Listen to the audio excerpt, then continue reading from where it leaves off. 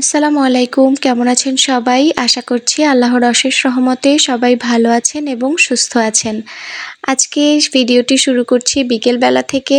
আমরা যারা গ্রামে থাকি তাদের অধিকাংশ মানুষেরই বিকেলটা এভাবেই কাটে, কারণ গ্রামের প্রায় সব বাড়িতেই হাঁস, মুরগি, গরু, ছাগল, কবুতর এইগুলো থাকে। আর বিকেলের একদম বেশিরভাগ কাজকর্মই থাকে এই হাঁস মুরগি কেন্দ্রিক। ওদেরকে খাবার দেয়া, পানি দেয়া, আবার যার যার ঘরে তুলে দেয়া, এই কাজগুলো কিন্তু করতে হয়। তো প্রথমেই আমি আমাদের মুরগিগুলোকে তাদের নাস্তা দিয়ে দিলাম, পানি দিয়ে দিলাম। এবার হাঁসগুলোকেও যার যার ঘরে তুলে দেব। আচ্ছা, এইখানে একটা ভীষণ আশ্চর্যের জিনিস দেখাই। আসলে যার যার ঘর সবাই চেনে। এখানে আমাদের হাঁসদের ২ টা ঘর আছে, আর যেই ঘরে যে হাঁসটা থাকে ওরা কিন্তু ঠিক সেই ঘরেই উঠে যায়। আপনি চাইলেও এই হাঁসটাকে ওই ঘরে দিতে পারবেন না, এরকম একটা অবস্থা। আসলে যার যার ঘর সবাই চেনে। এখানে আবার আব্বু কিছুটা গম নিয়ে এসেছিল, সেই গমগুলোকে বেছে তারপরে আবার ভাঙিয়ে নিয়ে আসা হয়েছে। আর ভাঙানোর পরে এগুলো একটু গরম ছিল, তাই যাতে দলা পাকিয়ে না যায় সেই জন্য একটা পরিষ্কার ওড়নার উপরে একটু নেড়ে দিচ্ছিলাম, যাতে করে একটু ঠান্ডা হয়ে যায়। তারপর এগুলো কন্টেইনারে রাখা হবে।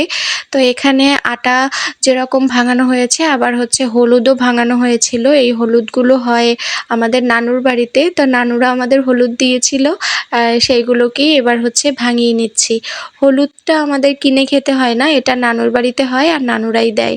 তারপরে ছাদ থেকে কাপড় চোপড়গুলো নিয়ে এসে সেগুলোও ভাঁজ করে নিলাম। এবার আম্মু বিকেলে গিয়েছিল খেতে, ধানের খেতে, আমরা বলি বিল। বিলের মধ্যে সব গরু ছাগল যার যা মোটামুটি আছে সবাই ঘাস খাওয়াতে নিয়ে আসে বিকেলবেলা। আর যেরকম হয় আর কি, সব বাড়ির আন্টিরা, তারপরে ভাবিরা, আপুরা একসাথে হলে অনেক গল্পও হয়। আর হাঁস মুরগিগুলো তারা তাদের কাজ করতে থাকে। সরি, হাঁস মুরগি না, গরু ছাগলগুলো। তো যাই হোক, এখানে আমরা অনেক গল্প করছিলাম। আর ওই যে দেখুন আমাদের ছাগল কোথায় চলে গিয়েছে। তো সমস্যা নেই, ও আবার একা একা চলে আসবে। আর এটা ছিল কিছুদিন আগের ভিডিও, এই জন্য আমাদের এই ধানের ক্ষেত ফাঁকা দেখতে পাচ্ছেন। এখন কিন্তু এখানে অলরেডি ধান উঠে গিয়েছে। এটা কিছুদিন আগের করা ভিডিও ছিল। তো এখানে আমাদের ইনি কিন্তু আবার প্রেগনেন্ট, যার কারণে খুব সাবধানতার সহিত আবার ঘাস খাওয়াতে হবে, যাতে করে পড়ে না যায়।